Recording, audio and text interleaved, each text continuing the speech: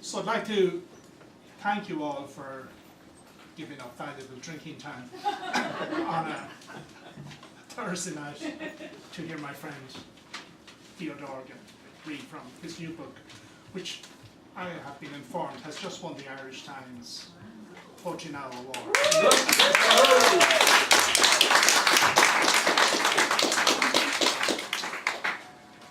One of the characteristic features of the Irish Republic of Letters is the emphasis is on republic as much as letters, on the civic as well as the aesthetic calling of the artist. Says Yeats, we have no gift to set a statesman right, but it was the same Yeats who fretted about whether a play of his sent out certain men English out. So the political and public side of poetry is a very characteristic feature of the Irish public sphere. Few Irish writers fulfill this dual mandate of public intellectual and poetic inwardness as Theo Dorgan. A member of Éastána, which is the Irish Academy of Creative Spirits, the author of 5 poetry collections, several books of translation, a novel called Making Way, remarkable books on seafaring, as if we hadn't enough to be doing, editor of the book of Uncommon Prayer, co-editor of the great book of Gaelic, and a classic collection of essays on the 1960 Easter Rebellion, Revising the Rising, a book which badly needs to be reprinted in the coming 2 years. I have shared pages, rubbed shoulders with Theo on several occasions, not least the mammoth Irish Museum of Modern Art book, The Moderns. So both Theo and I had essays on Irish modernism, in effect. While working with Poetry Ireland almost over 20 years ago, Theo was co-editor of the landmark, The Great Book of Ireland, which was in effect a modern Book of Kells, printed on vellum, or rather written on vellum, which contains, by an amazing piece of serendipity, probably the last lines that Samuel Beckett wrote, and which has recently been acquired by University College, Cork, for a 7-figure sum. Theo, none of which went to me, by the way. Theo, you should have held on to it. You would need to fare no more. You'd have your own yacht if you'd held on to the Great Book of Ireland. Theo's poetry, to use his own terms, is at its best plunging upstream, swimming against the current. Theo is no one to go with the tide. The risk of being swept away recurs in this collection. Swept away by death, by loss, and even by love. A lyric never stopped a tank, wrote Seamus Heaney. But a lyric may stop us to think, to pause for thought, even to have second thoughts. Make it two is one of the lines in this collection. For every I, there is a you. And much of the poetry in this collection is addressed to that you. All the more so when that person is lost. Family members, beloved and common friends. It's remarkable to see how many friends we had in common, to whom poems are dedicated in this book. The ghosts of John McGarrett, of Michael Hartnett, Eugene Lambert, and others. There are flashbacks to Stephen Dedalus' own flashbacks to the Viking past. Their bloodlust, my waves. So there's constant echoes and tremors of other texts and other words coming through the lines. Or indeed Wittgenstein's, the world is all that is the case. All the more to emphasize the grief of what is not the case, and those who are lost. The doubling of things, which is a theme running through the book, that everything has its double. The doubling of things extends to language itself. Like Michael Hartnett, Theo is at home in both the Irish and English language, and indeed several other languages. To bring us closer to base, in fact to right here, one poem in this collection is set in a taxi on the road to the Gaeltacht in Lower Manhattan. This old bog road must surely stop somewhere near Ireland House, with only the stars as its guide. In 9 bright shiners, which is an Irish word for stars, in 9 bright shiners, the stars don't look down so much as look back. And in Theo, we have indeed one of the stars of the Irish literary firmament. So it gives me great pleasure to introduce Theo Dorgan.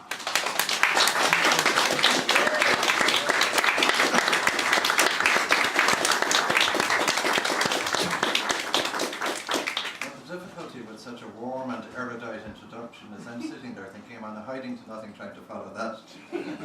But as ever, Luke never said a word or wrote a word. That didn't set me off thinking, so I'm kind of editing poems as I go here. It's a great pleasure and a great honour to be here, and thank you for that very generous introduction, Luke.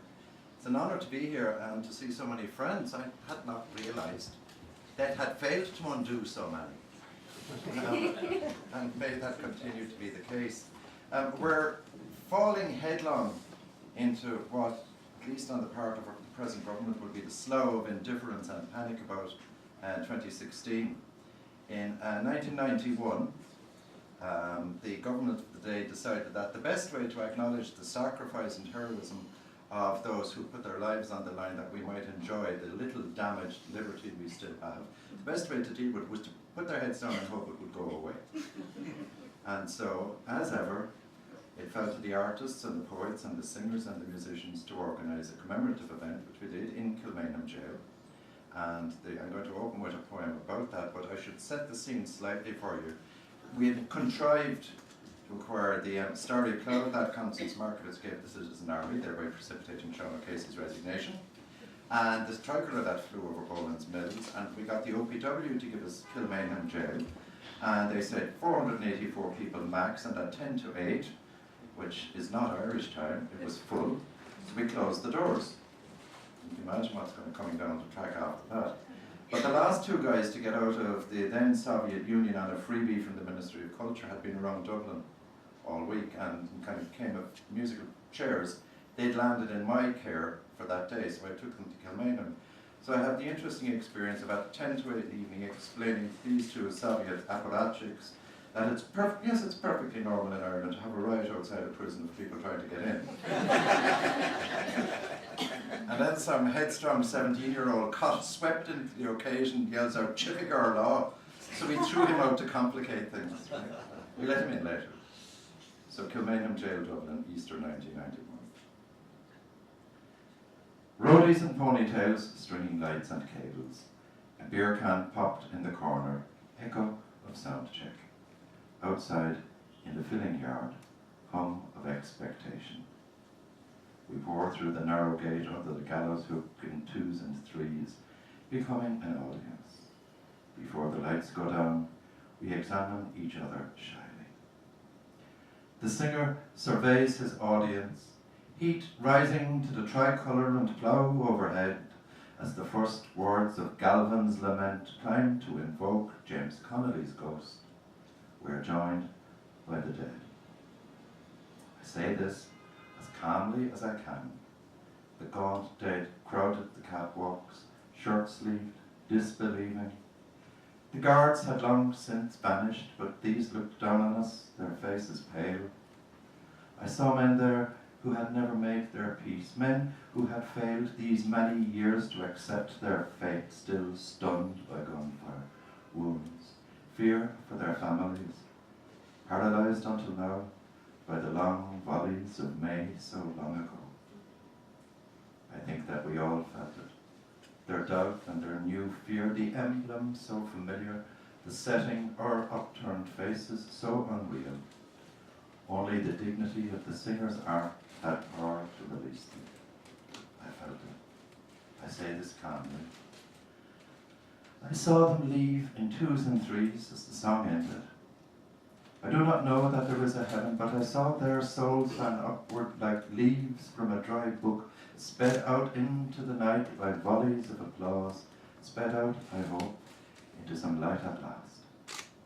I do not know that I will ever be the same again. That soft-footed gathering of the dead into their peace was like something out of a book. In Kilmainham jail, I saw this, I felt this. I say this as calmly and lovingly as I can.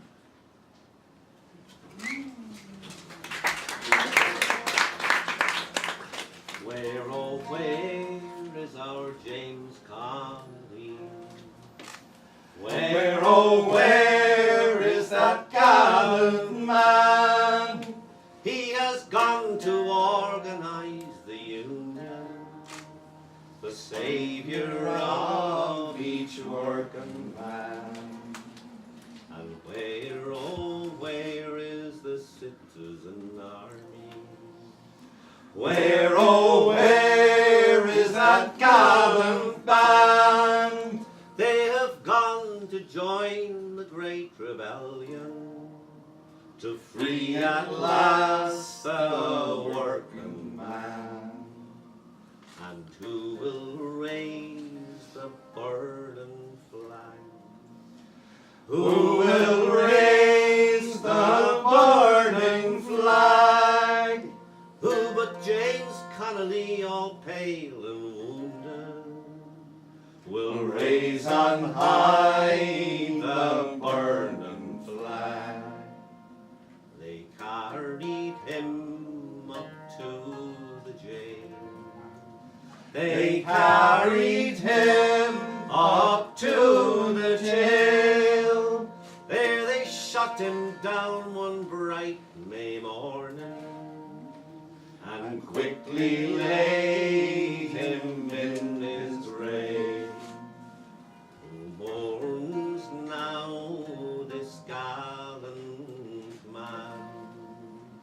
Who mourns now this gallant man? Oh, bury me down in yon green garden, And make my bearers Union men. So they buried him down in yon green garden, With Union men on every side. and they swore they would form a mighty army To fill that gallant man with pride. Where, oh, where is our James Connolly? Where, oh, where is that gallant man? He has gone to organize the Union, the saviour of each working man.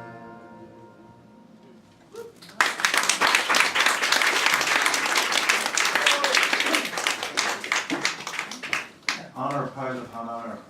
Mick Maloney and Robbie O'Connell and Jimmy Keane and Wexford will rise again. My father was a union man all his life. My mother was a union worker. And all they wanted for us was that we would get the best education they could give us, and then, and this is the bit that still gives me pause for thought, to do what we wanted with it.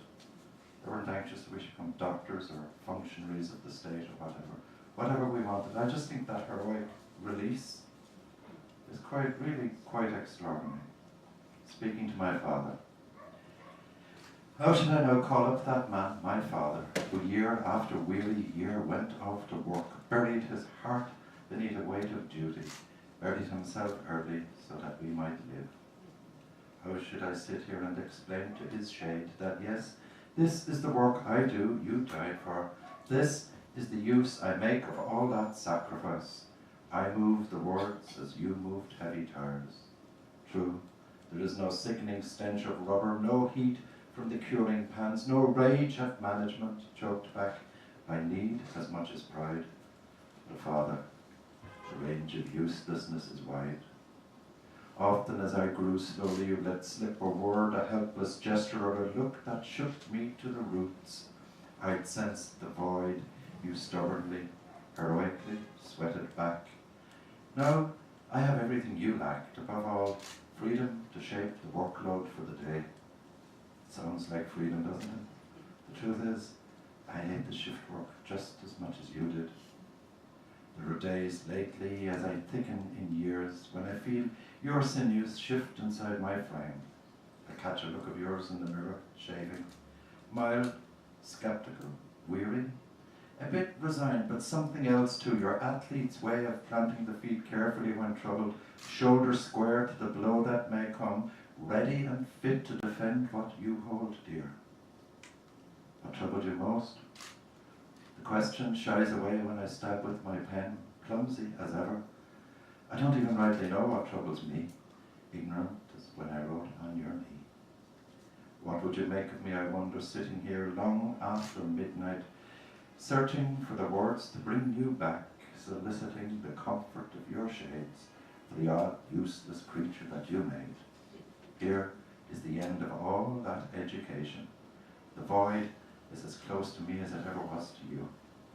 I make poems as you and Rose made children, blindly, because I must. Father, comrade, the same anger with the world, but not your patience moves me. I make you this, a toy in words to reintroduce myself and to ask, what must I do to be your child again?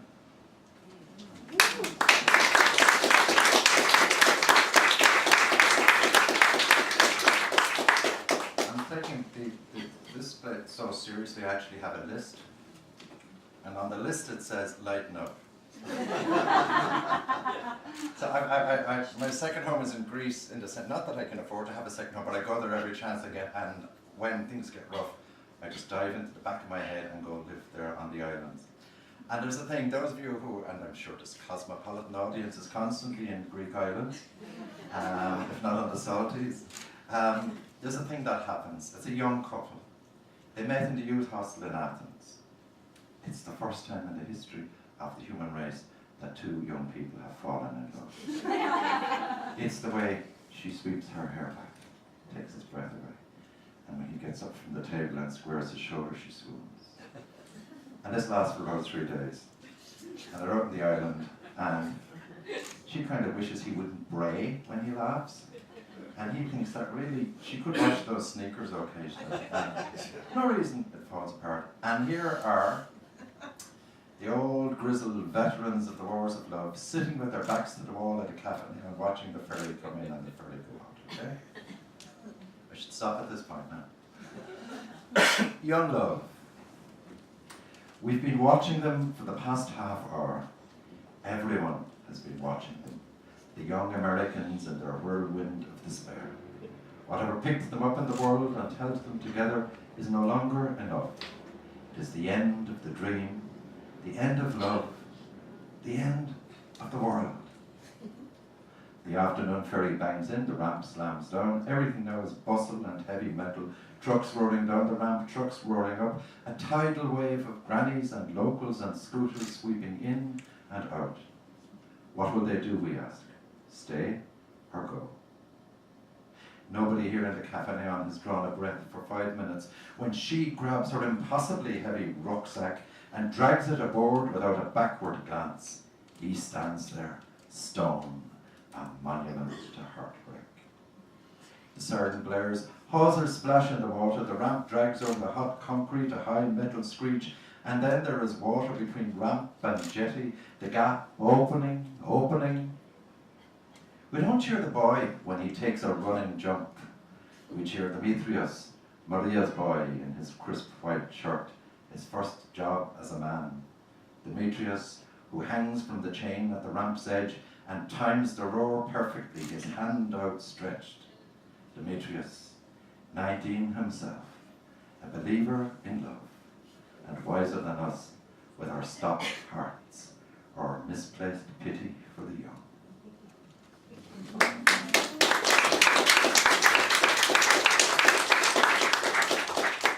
One more perhaps from that. After the tourism, it's an affectation of the New Irish that we're never tourists when we go abroad, we're travellers. You know, we've read a few books, we've learned a few phrases, we tend to go where the locals go to drink. Self-delusion, of course. After the tourists have gone home. This is actually one of the few poems that's based on, if somebody were making a diary of the moment, this is what they would have written down. Maybe somewhere in the Greek police files there's a transcript, I don't know. After the tourists have gone home. We sit under the awning, backs to the wall. Eleni brings coffee and water, per usual. The tourists float past and around us, bright-coloured fish in schools. 5 minutes, the bakery will open. Rattle of heavy chain, the ferry is in. Costas is putting out papers, a rack of postcards. Eyes hooded, you smile to yourself, watching it all start up again. Eleni, what does the island do in winter? She bursts out laughing. Do? The men go to sea. It is quiet, you know. Mostly adultery.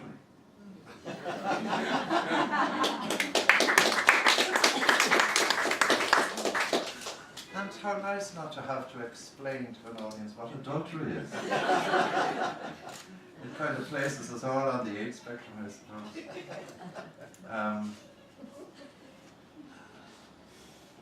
Yeah, this is the angel of history. In the Parliament House on Kildare Street, the lamps were burning. It was a winter night, the usual slant rain falling. I had paused to light up a cigarette, to watch the lone guard stamp her feet, blow uselessly into her cupped, gloved hands. In the colonnade of the National Library, a man was standing, a man neither old nor young, his head bare, half turned towards the lights in the Parliament House, the high blank windows. I saw him reach inside his long loose coat, take out a notebook. I crossed the road, gathering my own long coat around me, stood in behind him, looked over his shoulder. He paid me no heed. One after another, I saw him strike them out from a long list of names, senators, deputies, ministers. One after another, the names dissolved on the page, a scant dozen remaining. I watched him ink in a question mark after each of these, neat and precise. He put the book away. Sliding it down carefully into a deep pocket, he turned and looked at me, nothing like pity in those hollow eyes.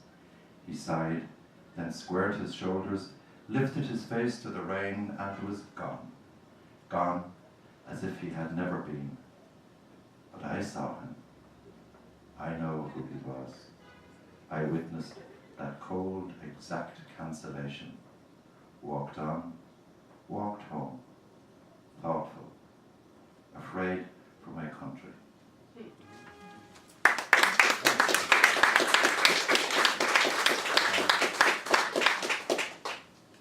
So the poem that Luke referred to is called The Lost Gaeltacht of Lower Manhattan, and there are little riffs on well-known tunes or phrases, and there's even an attempt buried in there at a bilingual pun. The Lost Gaeltacht of Lower Manhattan. The yellow cabs tick downtown in the rain, sparked electrons in the bright lit veins. Shul Runo, no shul, shul. Like grace notes, the elevators rise and fall, staff notation on the sheet glass walls. Fuim megan machala, machul lavala. On the ferry to Station Island, the turnstile clicks. Silence, a brooding absence above the sticks. A ruach linne shadalunig machlam. Badged, white-haired, the ticket collector comes around. Murphy, I read. Morchu, I say. Sea hound.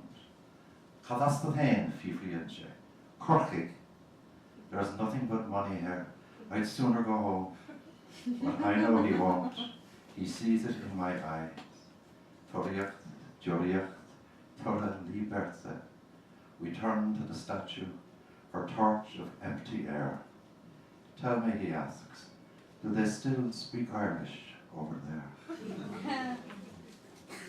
Damn good question.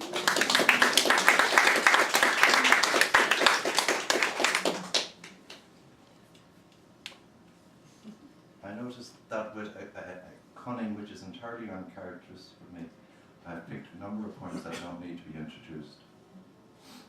Learning death. The first time I knew myself mortal, that unmistakable catch in the breath, we were new to each other still. I was stroking your face as you sank towards sleep and said, without meaning to, call me if you need me over there. Full moonlight, the square white bedroom, your eyes startling open, aftershock and the cold air of what I had just said. The crackling electric thought we took, one breath between us, so close we lay. How matter of fact that was, how clear. And there we were, borne up on a void soundlessly opened, shy with each other, stricken all of a sudden to know time might contrive to part us against our will. I knew what mortal meant.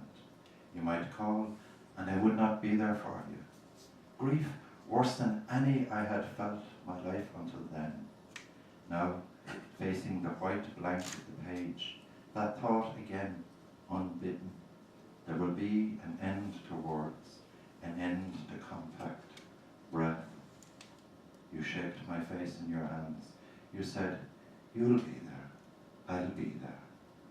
And we slept.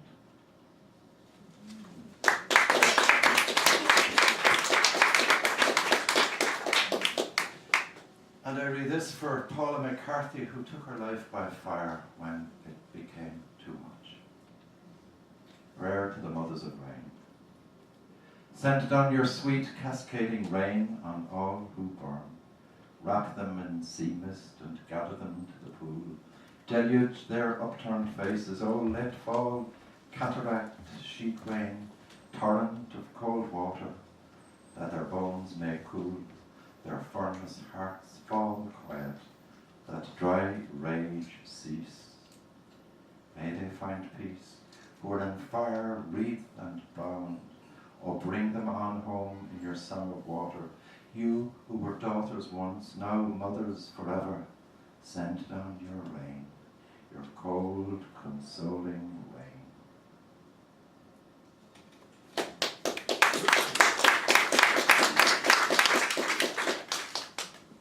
I can't pass up the opportunity to refer to the ancient and noble game of hurling. The Wexford contingent will forgive me, and I know that name Nicky Rackard will be brandished in front of me and in the neon placard. But even Henry Shefflin, I think, could not have out-hurled Christy Ring. And I saw Ring, the Cuchulainn of Cork hurling, when he was already an old man. He was back playing for the Glen. He was too old to play for the county. And I have a distinct memory of a match out in Mardyke where he was playing with a Galway man who settled in Cork called Salmon. And Salmon famously had a silver plate in his head. And we were so naive. We were climbing trees in the Mardyke. We assumed you'd be able to see the silver plate. We were up the trees in the Mardyke trying to see the silver plate on Salmon's head. But even when he was past it, Ring was extraordinary. Learning my father's memories. I saw Cuchulainn in his latter years. Great knots of muscle in his shoulders, the gleaming dome of his skull in the afternoon. I saw him drive younger warriors from the field by the fierce power of his eye on the frozen ball, his gift for gathering and unleashing force. He fought each autumn match through a fog of glories. Already legend, the air he prowled in doubled, and his step doubled with a younger self. I saw his last matches for the Glen, the young bucks already impatient to sweep him to the heavens, where blood and raw knuckles, mud and defeat or victory would fade into remembered youth. A child myself, I sensed their insensate cruelty, the watchful, precise impatience of the young. Powerful because legend, his powers already fading, each match by then a match with himself only, the grammar of aging played out in the Mardyke mud. Christ, he was younger then than I am now, my father's age, who seemed to me so old then, and now so young. And so it goes on, the old parade through sweat and mud and memory, the hero, his followers and his fellow warriors, and back there on the grass-banked terrace, a round-eyed child in his own fog of doubt, testing the fix in a spin of words and meanings. That's him. I'm looking at him. Christy Ring.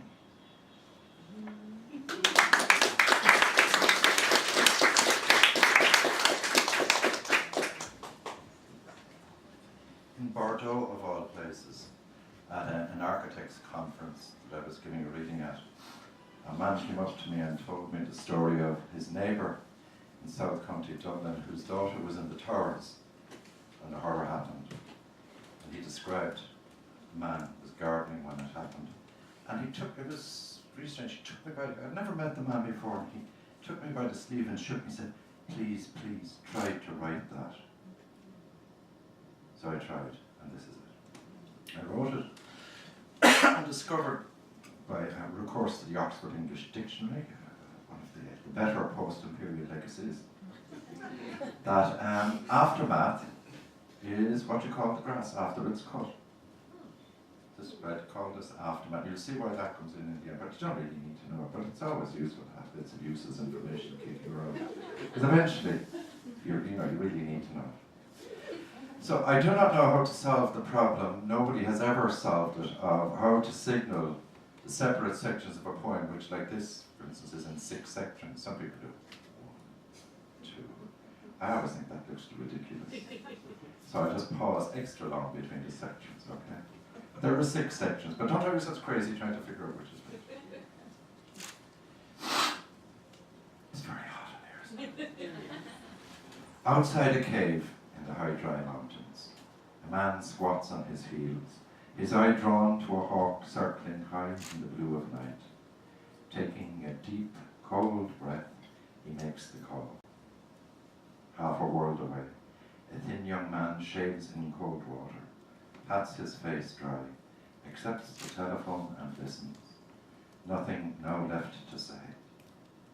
Midway between these sparking points, as the arc leaps from mouth to ear, another man startles in his bed.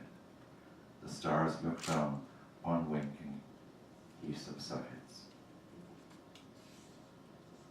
She gathers briefcase, phone and keys, looks once around her, tugs at her jacket hem.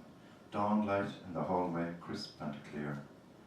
A look of her mother in the mirror, something of her father in those eyes, a life so far away.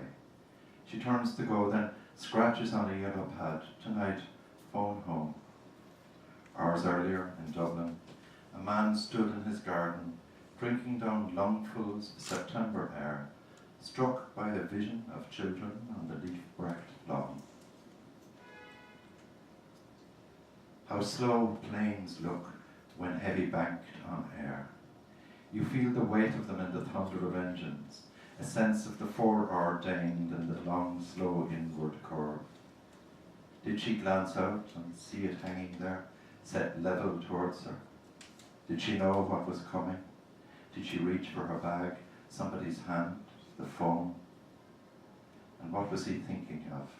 Clean shaved, there in the cockpit, the glass wall accelerating towards him, a window opening into a mountain cave. How can we know? We'll never know.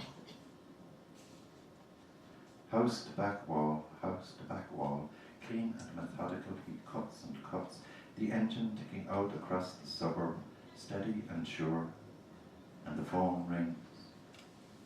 He switches off, looks back over his shoulder. A crow croaks out into the clear blue.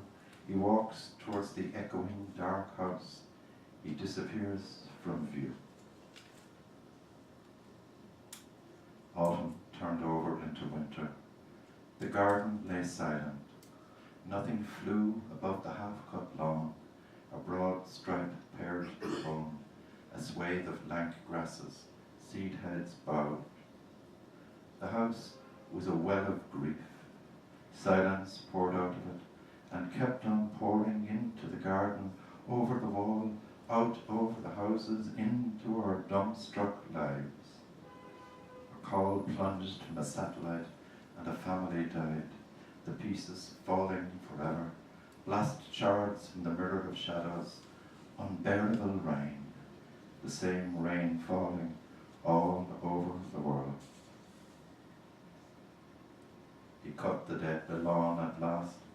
We watched him do it. House to back wall, house to back wall. Crows called to the engine, stutter, cacophony, step by step. House to back wall, he laid it all bare. He never looked up, but he knew we were there, willing him on, unable to speak or move. The light died, and he stood there under the silence, and we stood there with him until it was full dark, in our own pockets of shock, in our own stricken mortality, shook and unsure, alone with our thoughts. The stars came out and hung in the high cold air, house by house, light by light, we spoke back across the void.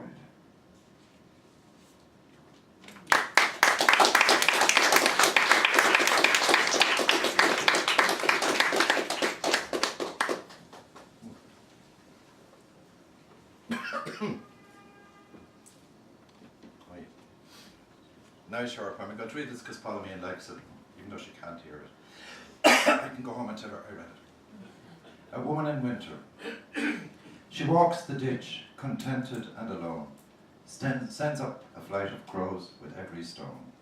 Beyond the ridge, beyond the frost-gripped fence, the light pours down on lands of innocence.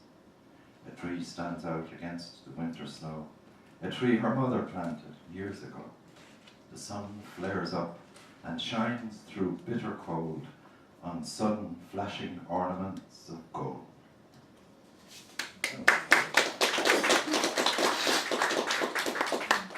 I'm going to read 3D. The book takes its shape and its impetus from 9 imperfect sonnets, 13-line sonnets. They're all elegies. So they continue to depress you and make you really look forward to that point around the corner in autos or wherever they're going. But it's like everything else, you know, the only way out of anything is through, and the only way to deal with our dead is to be with them. Avoiding them seems kind of pointless and counterproductive. Somebody reviewing this book described me, what was this? Something like unashamedly poetic. No, unfashionably poetic. Right, whatever that means. I think it's something to do with being a clever little boy who's afraid of feelings or something. Anyway, I didn't realise I wanted to stick a knife into him until just now, but having done that, that'll teach him. So this is section 2 of 9 for the 9 Bride Shinners. Somebody actually referred to it on the radio as 9 for the 9 Bride Shinners. And I have to say my immediate response was, chance will be a fine thing. You were dying for days in our city by the river, lost that night, I'm sure of it, in a metal bed so close to home, so far, oh much too far. Was there a bird battling the window with its wings? I see a bird. London's police, 2 numbers, 3 addresses, height of the earliest troubles, they couldn't find me. A paddy with 3 addresses, 2 numbers, you couldn't find me. But a cold clarity going home. Phone, train tickets into plane, everyone standing back. I was a travelling man of ice, but your blood, no sun would ever warm again. Everyone said I looked taller. It was will, straight-backed, implacable cast of grief. Did you die believing I knew, but would not come?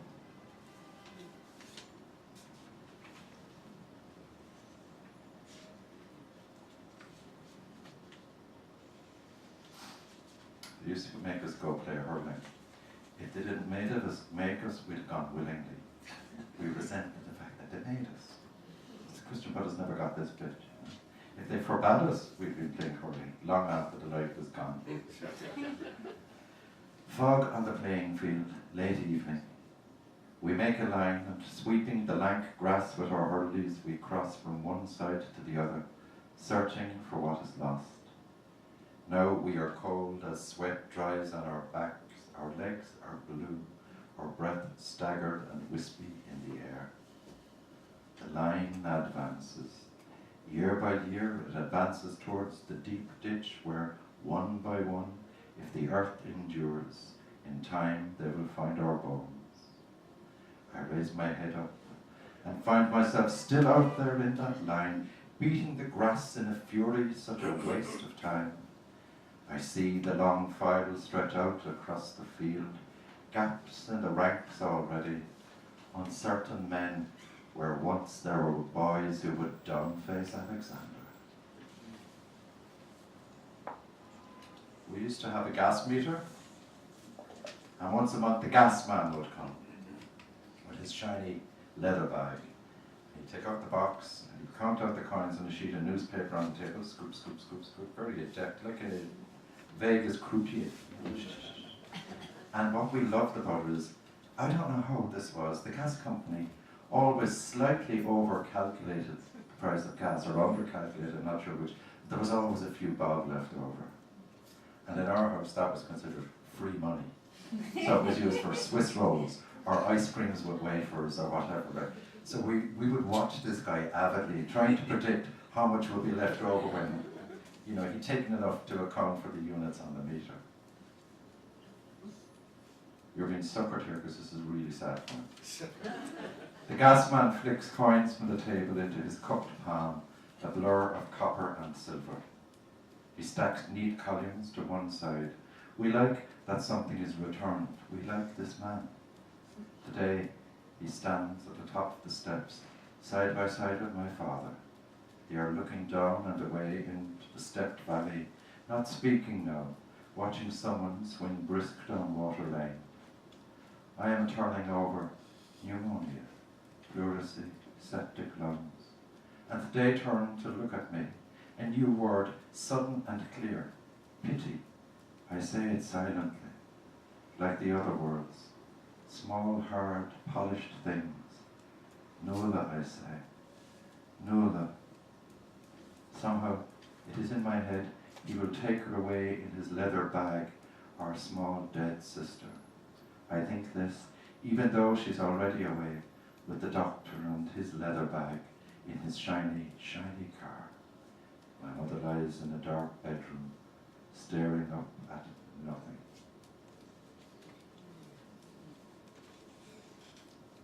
My grandfather was born off Cape Horn. His mother died in childbirth, and I wouldn't be standing here, and all my brothers and sisters and all of my cousins wouldn't be here, and my father and his brother and his 4 sisters would not have been Celta if it had not been for the accident that there was a woman on that boat with enough milk to wet nurse my grandfather home. And in the way of things, I went down that way. We sailed a boat from Chile to South Africa and sailed over her grave. And it's only long after I'd signed up for the trip I realised it's that Irish thing of visiting the dead, you know, then realised it was there. It was only after I'd published the book and somebody read it and someone emailed me to say, you know, probably that woman had milk because she had probably lost a child. Because I'd often thought, you know, maybe she had, you know, excess of milk. But that's probably right. That's probably, so it's that extraordinary. Yeah, just a tick of a moment, you go this way, that way. And this is just a section from a longer poem about my grandmother's burial. But by the way, do you know when somebody is buried at sea, the custom up to the river, nowadays the cruise lines, conscious of shareholder profit and bad media, probably cryogenically freeze the bodies and bring them home. In those days they went over the side, buried at sea. But they wrap them in canvas with lead weights at the bottom, and then the last stitch goes through the nose. just in case you're just in a coma. You know, because they figure that'll wake you if nothing will. I'm fascinated when I tell people this at a reading, right? Nobody is worried about my poor great-grandmother who's dead. They're worried about the needle going through her nose, you know? Don't think she's going to feel it. She died in childbirth off Cape Horn, great-grandmother.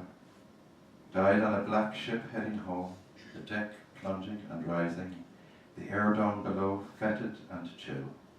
Salt everywhere, sweat in her hair and eyes, her breath faltering, falling still. There, at the end of the world, her house of memory caving in lamplight maybe, or in weak daylight failing, the cold, it would have been cold, her fear for the child, the ebb in her blood, her last thought, a nurse for the child. The board on the lee rail, her body on it, wrapped in old canvas, lead weights at her feet. Good men to shoulder the board, the captain intoning the service, his words on the wind. If it were me, I'd have done it at night under the Southern Cross. Wait till the afterdeck tips to the scudding clouds, then a nod, a sharp tilt. She's over, she slides in, and then it's down, down, down, forever into the green dark. The book snapped shut, a drink for the men, everything squared away.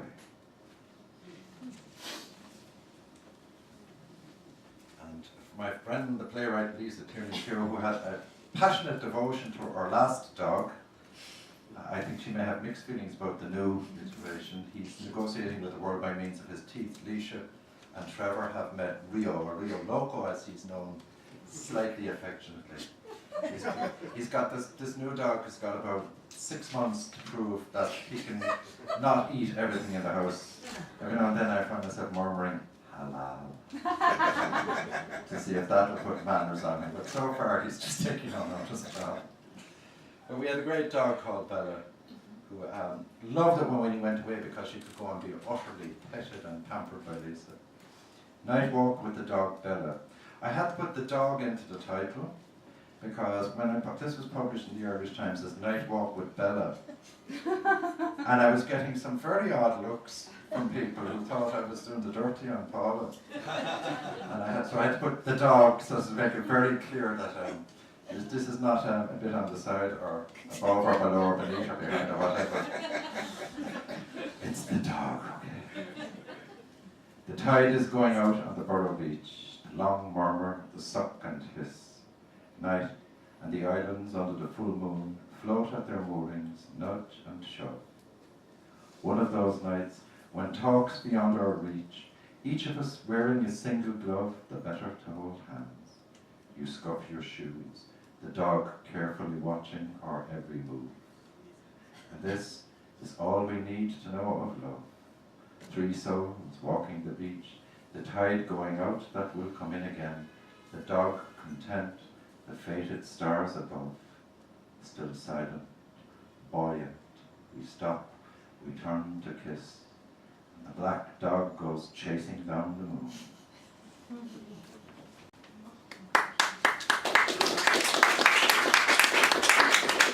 And all of a sudden we are practically at the end. Wow. Dennis O'Driscoll, the late Dennis O'Driscoll, peace to his soul, had a marvellous poem about a book called Poetry Reading or something like that. And it always has, the poet says, I'll just finish with these 2, no 3. And we all know that, but I'm sure singers don't do that really. But listen, look, thanks again for that introduction, and my thanks to Glucksman House for their hospitality and their invitation. It's only pity John Waters had to go to Florida to the sunshine today. God love him. But my thanks to John, and please pass them on to him for the invite. And my thanks to you for coming and for surpassing all expectations by staying awake in this oven. I'm not sure that if I were sitting down there that I would still be awake. Anyway, Mr. Leonard Cohen. If we were wearing hats, we would know the injunction would be all uncovered. Great Mr. Leonard Cohen, with whom I have the honour of sharing a birthday, has a song called Alexandra. Say goodbye to Alexandra leaving. You all know it, it's on 10 New Songs. And the first time I heard that, I thought, hey up, that sounds familiar. So I picked on my Cavafy and the Sherard translations, and sure enough, there it is. Say goodbye to Alexandria leaving. And I think, with considerable admiration, Leonard, you thief.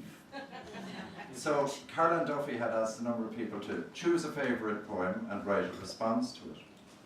And, you know, because hubris goes with a Cork passport, I decided to take on Ithaca. You know, if you're going to fall from a great height. I think is always the way. So I decided to Ithaca. And then I was possessed of the notion of dedicating it to Mr. Cohen as a small gesture of gratitude for all those magical songs all down through the years. So John McKenna gave me his email address, and I emailed him. I said, I've written a poem, I'd like to dedicate it to you, but I won't inflict the poem on you unless you want to see it. Got a very courteous, friendly email back. Oh no, please do send on the poem. Okay? This now is all bigging myself up to that, because here it comes. I get an email back from Leonard. It's 2 words. It scans, it rhymes. It just says, honoured Leonard. And I have to tell you, we've all had to take the rest of the day off moment. I was take the rest of the month off. As far as I was concerned. So I leave you with this. I thank you again for the courtesy and kindness of your attention. My thanks to the 3 Graces for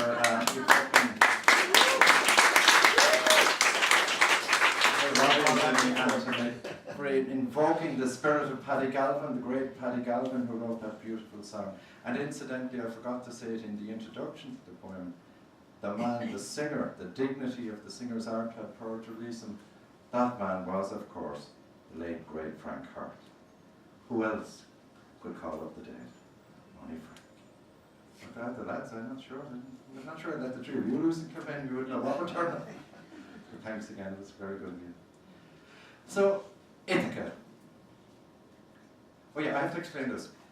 I don't have to, but it's fun to explain. See, I'm thinking there, it's very dangerous thing to get to know sailors. It's even more dangerous to become one, because they're the biggest hooks and crooks, by and large, that you'll ever meet in this life. Here's my boy, Odysseus. It takes him 7 months to get to Troy, okay? And 10 years to come home. Now you have to say, no matter what way you gloss it, he was in no great hurry. Right? So I was thinking about that, and I was thinking that, well, probably Penelope died, and Telemachus was gone away about his own business, gone into property speculation or whatever he was gone into. So here's Odysseus at home, and somehow I can't see him sitting there calculating his headage payments under the Common Agricultural Policy from Brussels, or going out mending walls, as Robert Frost famously never did, by the way, according to his neighbours. Total spoofer. What's he going to do? He's going to sail out again. Of course he is, isn't he? Yes. Thank you, Connie. I knew somebody. That's all I need is one person to do. That's my license to proceed with this. So that's basically what it's about. Well, it's not really, but it's the cover story. When you set out from Ithaca again, let it be autumn, early, the plain leaves falling as you go. For spring would shake you with its quickening, its whispers of youth. You will have earned the road down to the harbour, duty discharged, your toll of labour paid. The house foursquare, your son in the full of fatherhood, his mother, your long beloved, gone to the shades. Walk by the doorways, do not look left or right, do not inhale the wood smoke, the shy glow of the young girls, the resin and pine of home. Stand there and hold their gaze, they have been good neighbours. Plank fitted to plank, slow work and sure, the mast straight as your back, water and wine, oil, salt and bread, take a hand in yours for luck. Cast off the lines without a backward glance, and sheet in the sail. There will be harbours, shelter from weather. There will be long, empty passages far from land. There may be love or kindness. Do not count on this, but allow for the possibility. Be ready for storms. When you take leave of Ithaca, round to the south, then strike far down for Circe, Calypso, what you remember, what you must keep in mind. Trust to your course, long since laid down for you. There was never any question of turning back. All those who came the journey with you, those who fell to the flash of bronze, those who turned away into other faiths, are long gathered to asphodel and dust. You will go uncompanioned, but go you must. There will be time, in the long days and nights, stunned by the sun or driven by the stars, to unwind your spool of life. You will learn again what you always knew.